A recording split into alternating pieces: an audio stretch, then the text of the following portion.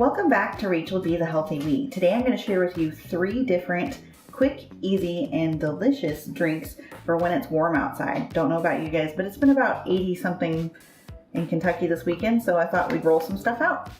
So we're going to start with a chocolate cherry chip, and with this one I'm opening up, I got the Rebel, which makes this keto friendly. If you wanted to use another type of ice cream or any other type of flavor, please feel free to do so, which means you can make this vegan or any other type of dietary restrictions you may have.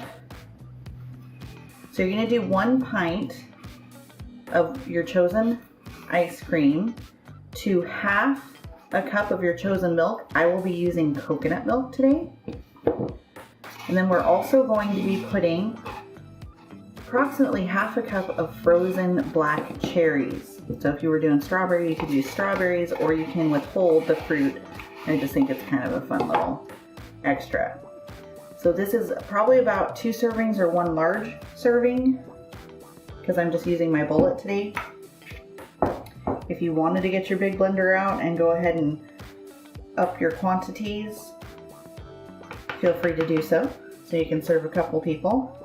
I'm going to start by doing this, and then I'll put my cherries in. So we'll pause so you don't have to listen to my machine. All right, you can see how thick it is. I only did it for maybe 20 seconds. Now I'm going to throw my cherries in, then we're going to throw it back on.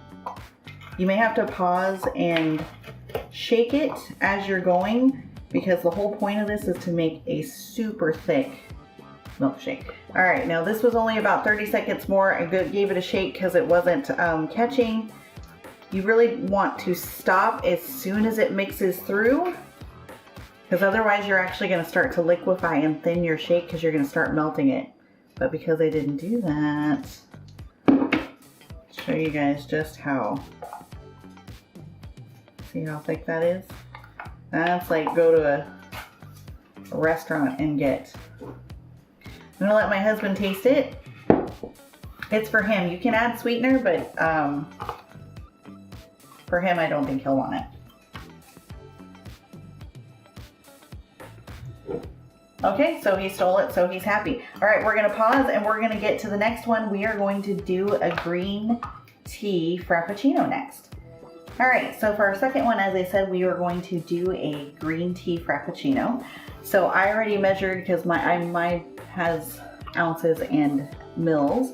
So 8 ounces of milk. Again, I used coconut because that's what I have and I like it, but you can certainly use an alternative. If you are going to use an alternative milk on either the milkshake or this, I would definitely recommend full fat, because, you know, it takes away from the flavor. We're going to do a teaspoon of vanilla.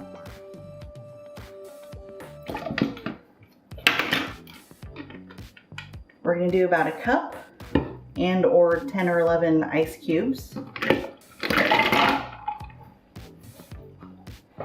And then we are going to do 1.5 tablespoons of matcha powder, so a green tea powder, and 3 tablespoons, you can adjust that if you don't like the sweetness, of powdered sweetener, confectioner sweetener, which I'm using an erythritol. The powdered sweetener just incorporates itself a little bit better than a granular is going to in a cold drink. You're going to put it in the bullet. This is truly a 1 serving situation. We're going to throw it on here, and I am going to hit my frozen drink setting. All right, so my frozen drink setting is approximately a 60-second cycle, just so you know. I have a pretty powerful blender, so it does do a really good job of just liquefying ice, so you can kind of get a feel for just how thick that is. So there you go. This one you certainly, and as well as the shake, could make a little bit of whipped cream and do that up. And because we used coconut milk here, this one's vegan without having to change anything about it. So let's move on to our last one, which we don't need the blender for, and we'll be right back. Okay, I wanted to make a quick note about the matcha frappuccino. Matcha is a very powerful flavor. So if it is not something that you are used to, do yourself a favor. Instead of 1.5 tablespoons, start yourself out with either 3/4 tablespoon or 1 tablespoon.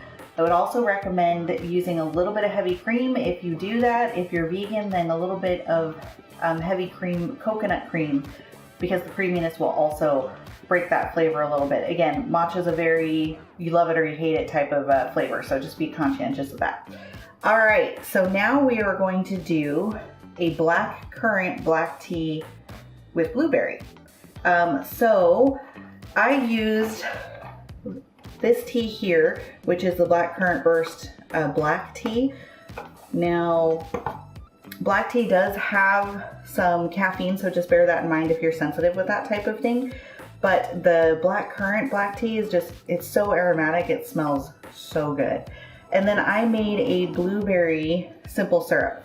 This is 1 cup of blueberries, 1 cup of water, and 1 cup of sugar with, I think it was a 1/4 teaspoon or 1/2 teaspoon of xanthan gum. You can also use agar-agar, or you can use tapioca starch, whatever you happen to work for your dietary to give it a little bit of thickness.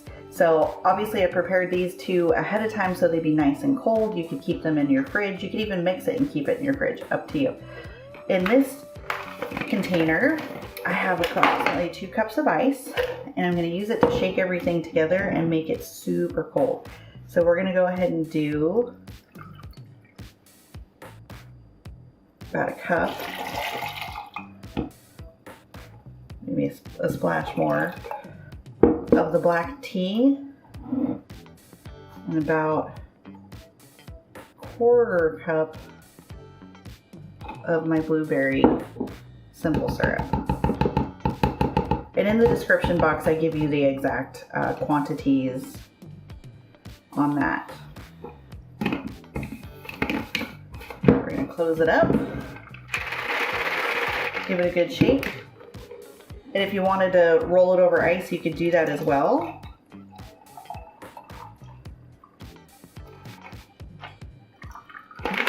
And there we have our blueberry black currant black tea. I'm gonna taste it, or let my husband taste it too, and we'll see what he says. So it's very nice, very mellow, very smooth, and very fruity. Just the right amount of sweetness for me, but if you make the simple syrup up, feel free to play around with it as much as you'd like. I hope you try one of these, or all 3 of them, or whichever one sounds good to you, and enjoy, and thank you for watching.